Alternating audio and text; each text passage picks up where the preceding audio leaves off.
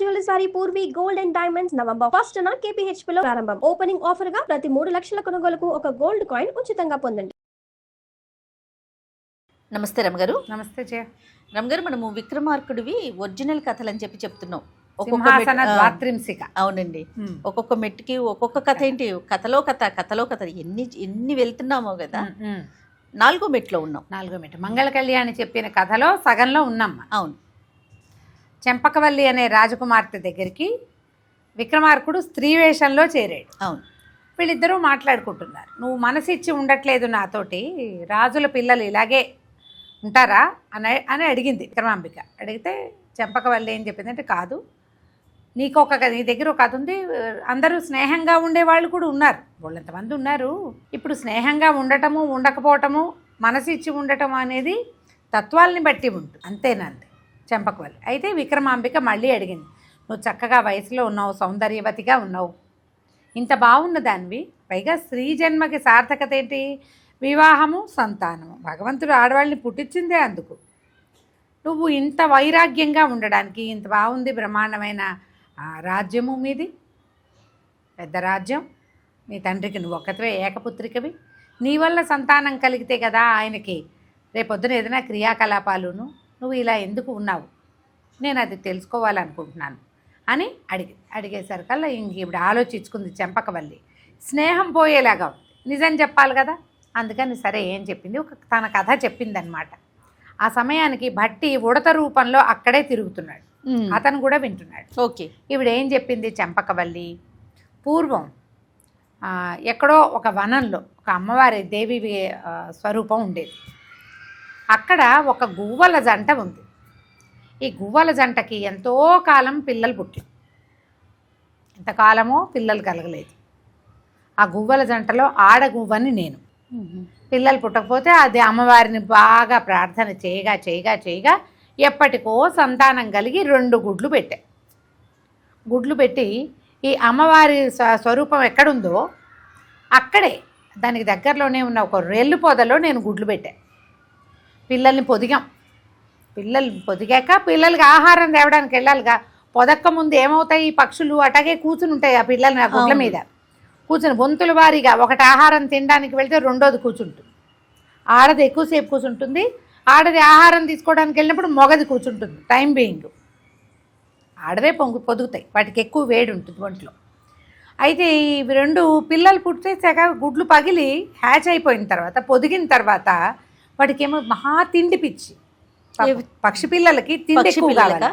వాటికి ఇంకేం పాలే ఉండవు కదా, పాలు లేవు, అలా నోరు తీసుకుని అంటూ ఉంటాయి. మీరు పక్షి గుళ్ళు చూడండి, భలే సరదాగా ఉంటుంది. ఇక పెడుతూనే ఉంటాయి. ఆ పెట్టి రెక్కలు కూడా లేకుండా మెడలు సాగిపోయి బొచ్చుబొచ్చుగా, అసలు పుట్టగానే ఉన్న పక్షి పిల్లని చూస్తే భయం వేస్తుంది, అది ప్రాణిగా తోచదు మనకి, ఏదో కదులుతూ ఉంటాయి అంతే. ఈ తల్లులు పెట్టి తల్లి తండ్రి పెళ్ళిగా వాటిని చక్క గువ్వల్లాగా చేస్తాయి. ఈ ఆహారం కోసం పక్షులు విరివిగా వెళ్ళొస్తూనే ఉంటాయి కదా, వంతుల వారీగాను వెళ్తాయి, 2 కలిసి వెళ్ళిపోతాయి. అది తెస్తుంది ఇది తెస్తుంది. ఈ ఆహారం తేవడానికి వెళ్ళినప్పుడు రెల్లు పొద అంటుకొని మా పిల్లలు కాలిపోయినాయి. ఓహో. రెల్లు పొద ఏదో అయ్యింది అక్కడ ప్రమాదం. దాంతో ఆ దుఃఖం భరించలేక అమ్మవారిని ప్రార్థన చేసి, మనం ఇద్దరం లేక కలిగిన సంతానం ఇలా అయిపోయిందని ఇద్దరం ఆత్మహత్య చేసుకుందాం అనుకున్నాం. ఆడగువ్వ మొగగువ్వ. మంట అయితే వెలుగుతోంది. ఆ మంటలో దూకేసే సమయానికి నా భర్తగా ఉన్న గువ్వ పక్కకి తొలగిపోయింది. ఎప్పుడైతే తొలగిపోయిందో, అవురా మగవాళ్ళ బుద్ధి ఇది కదా, రేపు ఇంకో భార్య వస్తుంది, ఇంకో పిల్లలు వస్తాయని కదా వీడు తొలగిపోయాడు అని పరిపరి విధాలుగా దేవిని ప్రార్థిస్తూ, అమ్మ ఈ సంగతి నాకు గుర్తుండేలాగా ఉంచు, ఈ జీవితం గుర్తుండేలాగా నన్ను సుగంధభరితమైన జీవితాన్ని నాకు ఇవ్వమని అమ్మవారిని ప్రార్థిస్తూ నేను మంటల్లో దూకేసిన తర్వాత నేను ఈ రాజకుమార్తెగా పుట్టిన తర్వాత నాకు చిన్నప్పటి నుంచే నా కథ నాకు జ్ఞాపకం ఉంది. చిన్నతనం నుంచి నేను ఎటు తిరిగితే అటువైపు సుగంధం వచ్చేటువంటి అవకాశాన్ని అమ్మవారు నాకు ఇచ్చింది. నేను ఎన్నాళ్ళలో ప్రార్థన చేసే ఆమె ఇచ్చిన సంతానం నిలవలేదు, కానీ ఆమె ఇచ్చిన సుగంధభరితమైన వాసనని మాత్రం నేను పొందాను ఈ జన్మలో. అందుకని మగవాళ్ళ మొహం చూడరాదు అని నిశ్చయించుకుని ఉన్నా. ఓహో. అనేసరికల్లా ఆశ్చర్యపోయింది విక్రమాంబిక. అమ్మ ఒక జన్మలో ఒక భర్త ఒక మగవాడు ఇలా ఉండుండొచ్చు, అందరు మగవాళ్ళు అలా ఎందుకుంటారు? సరే, నీ పూర్వజన్మ జ్ఞాపకం అది. సుగంధభరితమైన విషయాన్ని పొందావు అమ్మవారి దగ్గర నుంచి, ఇంత సౌందర్యాన్ని పొందావు, ఇంత రాజ్యం ఉంది, తండ్రి ఉన్నాడు, నీ పట్ల చాలా న్యాయంగా ఉండే భర్తను చూసి చేసుకోవచ్చే. నా భర్త చూడు ఎంతో న్యాయంగా ఉంటాడు నా వైపు, ఆయనకి డబ్బుకి సంబంధించిన కష్టం వచ్చింది, నన్ను ఇక్కడ దింపాడు, సేఫ్గా మంచి రక్షణ దొరికే చోట ఉంచి ఆయన సమస్య తీర్చుకుని మళ్ళీ తీసుకెళ్తాడు. నేను నా భర్త చాలా అనురాగంగా ఉన్నాము, ఈ విషయం కోసం నువ్వు వివాహం మానకూడదమ్మా అని విక్రమాంబిక ఈవిడికి చెంపకవల్లికి చెప్పింది. భట్టి కూడా ఇదంతా విన్నాడు. విన్నాక ఏం చేశాడు, ఓహో ఇదే కదా, దీని సంగతి చూద్దామని ఆయన భట్టి అక్కడి నుంచి వెళ్ళిపోయి తాము ఎక్కడ నివసించి ఉంటున్నారో ముందు నుంచి అక్కడికి వెళ్ళి తన ఈ ఉడత దేహాన్ని వదిలిపెట్టి తన మామూలు దేహంలోకి మారిపోయి అంటే విక్రమాంబిక భర్తగా వచ్చాడు కదా, ఆ స్వరూపంలోకి మారి బేతాళుడి దగ్గర నుంచి 1000 హొన్నులు ఈ అమ్మాయి చెంపకవల్లి తండ్రి అయినటువంటి విజయరంగరాయల దగ్గర నుంచి డబ్బులు తీసుకెళ్ళాడు కదా, ఆ డబ్బులు పుచ్చుకొని వచ్చి రాజుగారి దగ్గరికి వచ్చి, అయ్యా మీరు చేసిన సహాయానికి చాలా కృతజ్ఞతలు, ఇదిగోండి మీరు నాకు ఇచ్చిన సొమ్ము మీరే ఉంచుకోండి, ఇదిగోండి అప్పు తీర్చేస్తాను, నా భార్యను నాకు ఇచ్చేయండి అన్నాడు. అనగానే ఈయన సరేనని ఆ సొమ్మేమో మంత్రి చేతికి అప్పచెప్పి రాజకుమార్తె కబురు చేశాడు, నీ దగ్గరున్న విక్రమాంబికని తీసుకురా, ఆమె భర్త వచ్చాడు అనేసరికి పాపం ఈ చెంపకవల్లి విక్రమాంబిక ఒకరినొకరు గావులించుకున్నారు, టాటా బై బై చెప్పుకుని విక్రమాంబిక బయటకు వచ్చేసి, ఈవిడెవరు మగవాళ్ళని చూడదు కదా చెంపకవల్లి, ఈమె భర్తను కూడా ఆవిడ చూడలేదు. రాగానే విక్రమాంబిక రాజుగారికి నమస్కారం పడేసి భర్తతో కలిసి అదే భట్టితో కలిసి విక్రమార్కుడు వెళ్ళిపోయిన తర్వాత సరే ఇద్దరు కలిసి అడవిలోకి వెళ్ళారు, రూపాలు మార్చుకున్నారు, ఒకళ్ళనొకళ్ళు కావలించుకుని సంతోషించారు, బాగా జరిగింది మన ప్రోగ్రాం అనుకున్నారు. ఇప్పుడు ఈ అమ్మాయి కావాలి మనకి, ఈ చెంపకవల్లిని వివాహం చేసుకోవాలని ఉంది విక్రమార్కుడికి. ఈమె కథ విన్నాం కదా, ఈ కథకి సమాధానం చెప్పాలి మనం. అందుకని ఏం చేశారు, బాగా ఆలోచించి దొమ్మరి వాళ్ళు ఎవరైనా ఉన్నారా అని చూసుకున్నారు. చూసి ఎక్కడో చూస్తే ఒక దొమ్మరి కొన్ని కుటుంబాల వాళ్ళు వీళ్ళకి కనపడేసరికి ఈయన ఏం చేశాడు, ఆ దొమ్మరి వాళ్ళందరినీ పిలిపిస్తే, బాబు కొన్ని రోజులు మాతో పాటు ఉంటారా మీరంటే, బాబు అన్నం దీన్ని ఎన్నాళ్ళు అయిందండి, మీరు అన్నం పెడితే ఏ పని చేయమంటే ఆ పని చేస్తూ ఉన్నారు. ఈ భేతాళుడిని గాకేసి బోల్డంత ఆహారం తెప్పించి ఈ దొమ్మరి గుంపు అందరికీ భోజనాలు పెట్టించారు. శుభ్రంగా తిన్నారు వాళ్ళంతా. మీరు నేను చెప్పినట్టుగా చేస్తే కొంతకాలం మాతో పాటే ఉంటే ఈ ఆహారం ప్రతిరోజు తినచ్చు, మీకు ఇబ్బడి ముబ్బడిగా ధనం ఇస్తాం, మీరు ఉండడానికి ఇల్లు వాకిలి స్థలాలు కూడా నేను ఏర్పరుస్తానంటే సరే దొమ్మరి వాళ్ళంతా ఒప్పుకున్నారు. దొమ్మరి వాళ్ళు అంటే ఏమిటి, వీళ్ళు ఒక రకమైన ఇంద్రజాల మహేంద్రజాల విద్యలు తెలిసిన వాళ్ళు, ఇది పైకెక్కి తాడు మీద నడవటము అలాంటి వాటితో పాటుగా ఆ రోజుల్లోట టక్కుటమార గజకర్ణ గోకర్ణ ఇంద్రజాల మహేంద్రజాల విద్యలు వచ్చిన వాళ్ళుగా ఉండేవాళ్ళు. ఆ ఇంద్రజాల విద్యతోటి వీళ్ళకేమి వచ్చేది, సంపాదించుకోగలుగుతారు కొంత. ఆ డబ్బు వచ్చిన నాళ్ళు అవి చూపించి ప్రదర్శించి డబ్బులు వస్తే తింటారు. సరే ఇప్పుడు రాజు విక్రమార్కుడు భట్టి మాట్లాడుకున్నారు. ఏం చెప్పాడంటే, మీరు అడవిలోకి వెళ్ళిపోండి మహారాజా, వెళ్ళిపోయి మీరు ఒక చోట ఒక గురువు స్వరూపంలో కూర్చుని ఉండండి. నేనేం చేస్తానంటే ఈ దొమ్మరి గుంపును తీసుకుని విజయరంగరాయల దగ్గరికి వెళ్తా, ఆయన్ని మైమరిపింపజేస్తా, మా గురువు ఒక ఆయన అడవిలో ఉన్నాడని మీ గురించి చెప్తా, మీ దగ్గరికి వస్తాడు ఆయన, ఖచ్చితంగా వచ్చేలాగా చేస్తాం మేము.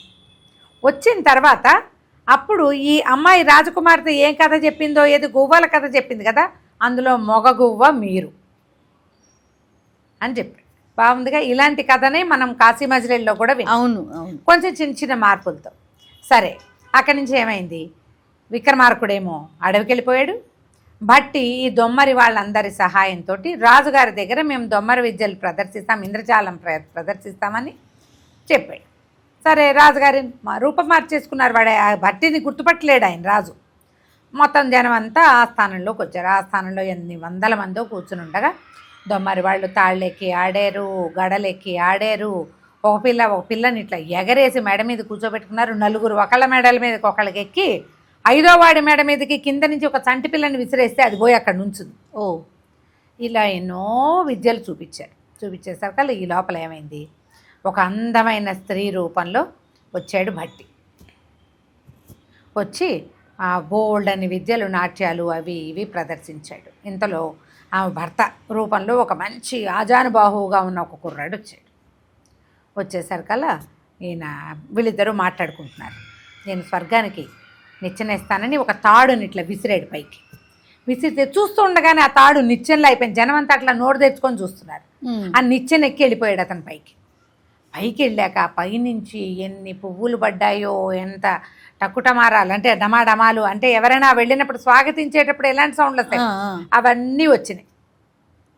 జనమంతా ఆశ్చర్యపోయారు. ఆకాశం నుంచి పడుతున్నాయి పువ్వులు. ఈ కిందంతా నాట్యాలు చేస్తున్నారు. ఇది ఉన్న జనమంతా ఆశ్చర్యంగా చూస్తుండగా పైనుంచి పెద్ద యుద్ధఘోష, శంఖాలు, భేరీ నినాదాలు. యుద్ధాలు చేస్తే ఎట్లా అంతలో ఇక గుర్రాల తలలు, ఏనుగుల తలలు తెగిపడిపోతున్నాయి. కిందంతా నెత్తురుమయం ఆస్థానం అంతా. జనమంతా నిర్ఘాంతపోయి ఇట్లా ప్రాణాలు అరిచేతిలో పెట్టుకుని కూర్చున్నారు. ఇంతలో ఏమైంది, ఈ కుర్రాడు ఈ అమ్మాయి భర్తని చూపించారు కదా మొట్టమొదటి, ఆకాశాన్ని నిచ్చెనేశాడు. వాడి తల కాస్త తెగి కింద పడింది.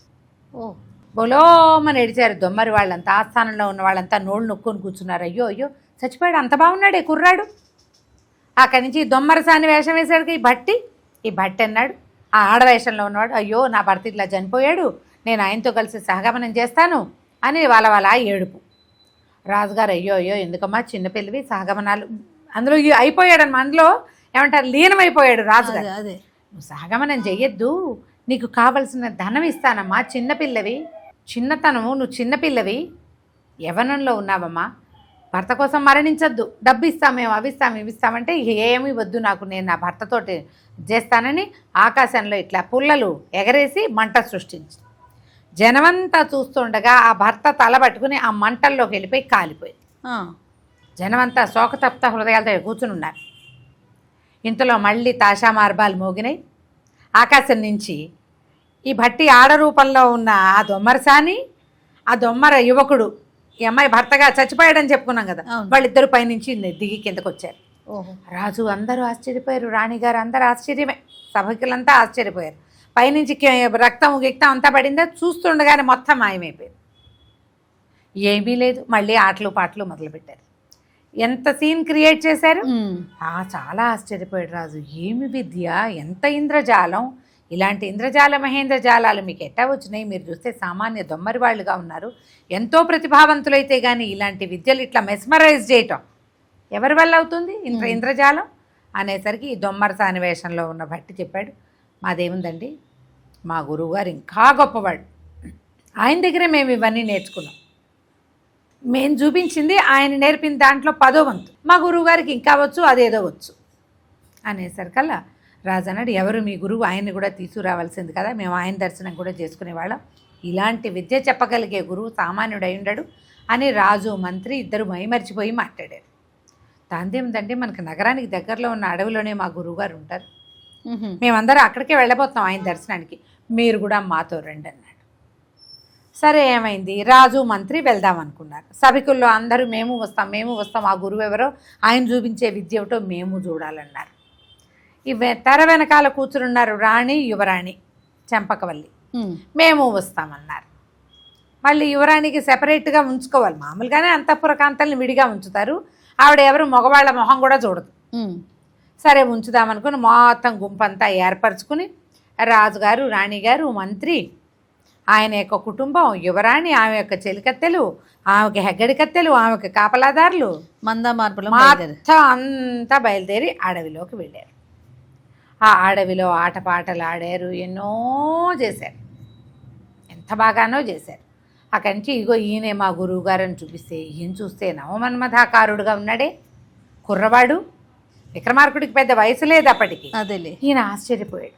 దర్శనం చేసుకున్నాక ఏమిటండి అంటే, బాబు మేము స్త్రీముఖం చూడరు మా గురువుగారు, అందుకని ఈ సమూహం ఎవ్వరు, ఆడవాళ్ళు ఎవ్వరూ గురువుగారికి కనపడడానికి వీల్లేదు, మాలో కూడా దొమ్మరసానులు ఎవ్వరూ మా గురువుగారిని చూడరు, మగవాళ్ళే నేర్చుకుంటారు, మగవాళ్ళే ఆడవాళ్ళకి నేర్పిస్తారు. ఈయన ఆశ్చర్యపడి, యువకుడు స్త్రీని చూడకపోవటం ఏమిటి?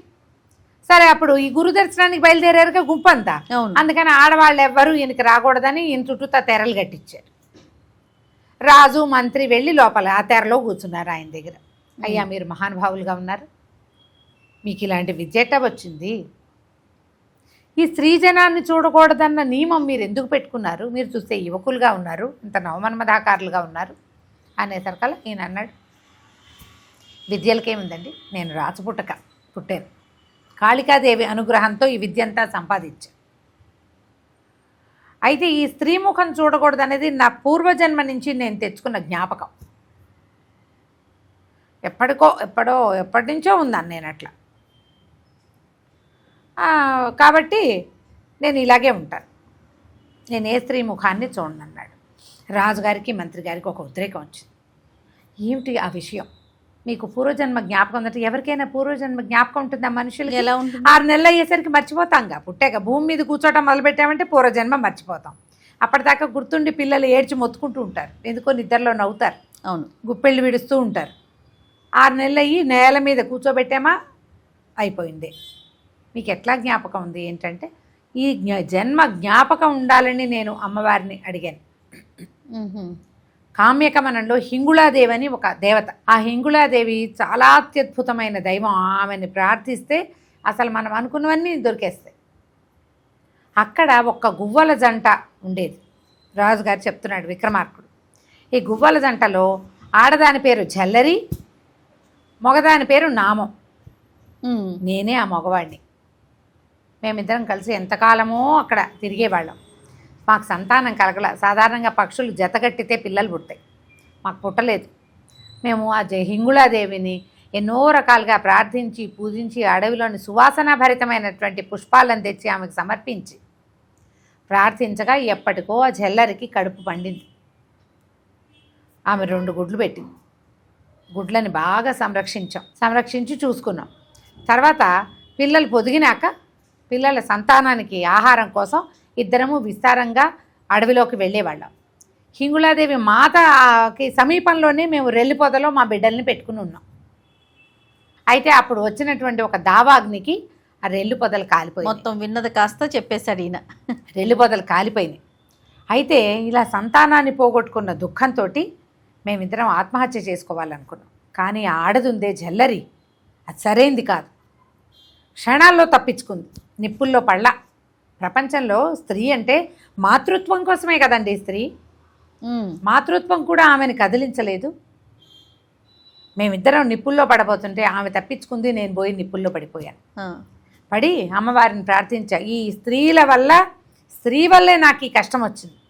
ఆమె వద్దంటే ఇద్దరం పడేవాళ్ళం కాదు. నన్ను వదిలించుకుని ఇంకోటితో జతకట్టడానికి చేసింది ఆ పని, దుర్మార్గురాలు. అందుకనే నేను అమ్మని ప్రార్థించా, ఈ జ్ఞాపకం ఉండేలాగా నన్ను బతికించు, నన్ను పుట్టించు అని. నేను రాచపుట్టకు పుట్టాను. హింగుళాదేవికి చేసిన సేవ వల్ల నేను రాజుగారింట్లో పుట్టాను. నాకు ఇన్ని విద్యలు అన్నీ వచ్చినాయి. కానీ స్త్రీలని నమ్మకూడదనే జ్ఞాపకం కూడా నా పుట్టుకతో పాటు నాతోటి ఉంది. అనగానే తెరచాటును కూర్చునుంది చెంపకవల్లి. వింటున్నారు మరి ఆడవాళ్ళంతా, గురుగారు ఏదో చెప్తాడు సంగతి సందర్భం అని. అనగానే ఇప్పుడు ఒక్క ఉద్రేకం లేచి, అబద్ధం దొంగమహా, నువ్వు అబద్ధాలు ఆడుతున్నావని చటుక్కున తెర తొలగించుకుని బయటకు వచ్చేసి కేకలు పెట్టింది. ఇంత అబద్ధం చెప్తావా?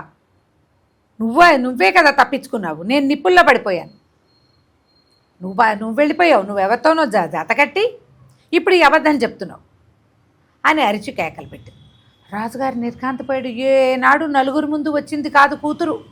7వ సంవత్సరం వచ్చాక ఇక మంత్రి గారి మొహం కూడా చూడలా పిల్ల. ఇప్పుడు 25 ఏళ్ళు 24 ఏళ్ళు వచ్చేసినాయి. ఇన్ని సంవత్సరాల నుంచి మొగమొహం చూడకుండా, తన మొహం మగవాళ్ళకి చూపించకుండా ఉన్న పిల్ల గబుక్కున్న తెర తొలగించుకుని అందరూ సభ్య సమాజం మగవాళ్ళంతా కూర్చునుంటే వాళ్ళ మధ్యలోకి వచ్చి తనతో పాటు ఆ యతిగారికి ఉన్న నియమం కూడా పాడు చేస్తుంది. తనేమో మగవాళ్ళని చూడనన్న నియమం, యతికేమో ఆడవాళ్ళని చూడనని, 2 పోయినాయే. ఇంతలో ఈయనేమన్నాడు, ఈ మునిగారి వేషంలో ఉండి గురువు వేషంలో ఉన్న విక్రమార్కుడు అన్నాడు, నేను మోసం చేయటం ఏమిటి? అంటే నువ్వే నా జల్లరివి, ఆ రోజు నువ్వే తప్పించుకున్నావు మంటల్లో పడకుండా. నేను మంటల్లో పడి కాలిపోయాను, అమ్మని అడిగాను నాకు జ్ఞాపకం ఉంచమని అని. ఆయన ఏం కాదు, అవ్వాలి నేనే కాలిపోయాను, నువ్వే తప్పించుకున్నావు, ఈ జ్ఞాపకం ఉండాలి, నీకు సేవ చేసినందుక సుగంధాలు ఈనే జీవితాన్ని ఇవ్వమని కోరుకుంటే నేను పద్మగంధిని అయ్యాను దానివల్ల అని చెడామడా మాట్లాడేసుకున్నారు ఇద్దరు. అక్కడి నుంచి మంత్రి గారు అన్నారమ్మా, ఆయన నియమము పాడు చేసావు, నీ నియమము పాడు చేసుకున్నావు. ఇంతకీ ఈ కథ వల్ల మాకేమర్థమైంది? సభికులకి పూర్వజన్మలో మీరిద్దరూ భార్యాభర్తలు. అప్పుడు సంతానాన్ని పోగొట్టుకున్నారు. మళ్ళీ పుట్టారు. ఆయన రాచపుటకే పుట్టాడు, నువ్వు రాచపుటకే పుట్టావు. ఇద్దరు నియమంతో ఇంతకాలం ఉన్నారు. ఇప్పుడు ఈయన ఒడంబడి వివాహం చేసుకోండి, భార్యాభర్తలుగా జీవించండి. ఈవిడ కూడా, ఈ అమ్మాయి కింద జన్మలో భర్తని సేవించి ఉంది కదా, కొంచెం తగ్గిపోయింది. అయితే ఆ రోజు నువ్వు నిప్పుల్లో పడలేదా అని అడిగింది. నువ్వు పడిపోయావా అని ఆయన అడిగాడు. ఆయన తెలుసు దొంగ కథ ఇది, కానీ ఆవిడ లొంగిపోయింది. స్త్రీలకి సహజమైన లక్షణం లొంగిపోయే ధోరణి. దాంతో ఈ మిగిలిన వాళ్ళంతా సభికులందరూ రాజకుమార్తె వివాహం చేసుకుంటుందని సంతోషించారు. రాజుకు చెప్పారు, మీరు అదృష్టవంతులు, నేనెవరో యతిని పెళ్లి చేసుకుంటుంది అమ్మాయి, సంతానం కలిగితే మన రాజ్యానికి ఉత్తరాధికారి కూడా దొరుకుతాడు అని ఓహో అని చప్పట్లు కొట్టుకున్నారు. సరే వివాహం అన్నారు. అయితే స్త్రీ వేషధారిగా ఉన్నాడు భట్టి. ఈయనకి నియమం అని బయట ఉంచున్నాడు కదా, వాళ్ళని నమ్మించాడు. చటుక్కున తన స్వరూపంలోకి మారిపోయి లోపలికి వచ్చి భళ విక్రమార్క భళ అని రాజుగారికి జయం జయము, విక్రమార్క చక్రవర్తికి జయం జయము అని మామూలుగా చెప్తారు కదా, హేల్ ద కింగ్ అంటూ ఉంటారు అని జయకారాలు చేశాడు. చేయంగానే ప్రజలంతా ఆశ్చర్యపోయారు, రాజుగారు ఆశ్చర్యపోయాడు, ఏమిటి ఈయన విక్రమార్కుడా. అప్పుడు విక్రమార్కుడు తన స్వరూపంలోకి వచ్చి, చెంపకవల్లి చాలా నచ్చింది, ఆమె పెట్టుకున్నటువంటి ఇది ఎందుకు ఇలాంటి నియమం పెట్టుకుందో తెలుసుకుని ఆమెని మహారాణిగా చేసుకోవాలన్న కోరికతోటి ఈ ప్రయత్నం అంతా చేశాము అని చెప్పాడు. వాళ్ళు కూడా సిద్ధంగానే ఉన్నారు. దాంతో వాళ్ళు సంతోషించి, మరి ఆవిడ వ్రతభంగం అయిపోయింది, ఈయన పెళ్లి చేసుకుంటారని ఒప్పేసుకుంది కదా, చెంపకవల్లినిచ్చి వివాహం చేసేసారు. ఆమెతో వివాహం జరిగాక ఆయన విక్రమార్కుడు ఈ చెంపకవల్లిని తీసుకుని తన రాజ్యానికి వెళ్ళిపోయాడు. మంగళ కళ్యాణి ప్రతిమ ఈ కథ అంతా చెప్పింది భోజ మహారాజుకి. ఆయనకి ఎంత సమయస్ఫూర్తి ఉందో చూడు. ఒక అమ్మాయి నచ్చితే ఆమెకు ఒక నియమం ఉంటే అది ఎందుకుందో తెలుసుకోవడానికి నానా రకాల ప్రయత్నాలు చేసి సమయస్ఫూర్తి, సాహసము, ప్లానింగు అన్నీ చేసి ఎంతో సాహసం చూపించి తను కావాలనుకున్న కన్యని సొంతం చేసుకున్నాడు విక్రమార్కుడు. నీ దగ్గరుందా అలాంటి లక్షణం ఏదైనా అంటే భోజుడు దండం పెట్టాడు. ఏదీ లేదు నాకు అని చెప్పి మంగళ కళ్యాణికి నమస్కారం పెట్టి మెట్లు దిగి వెళ్ళిపోయాడు. రేపు ఉదయం మళ్ళీ ఎక్కాడా లేదా తర్వాత భాగంలో తెలుసుకుందాం. తప్పకుండా రమ్మగారు. నమస్తే. నమస్తే జయ.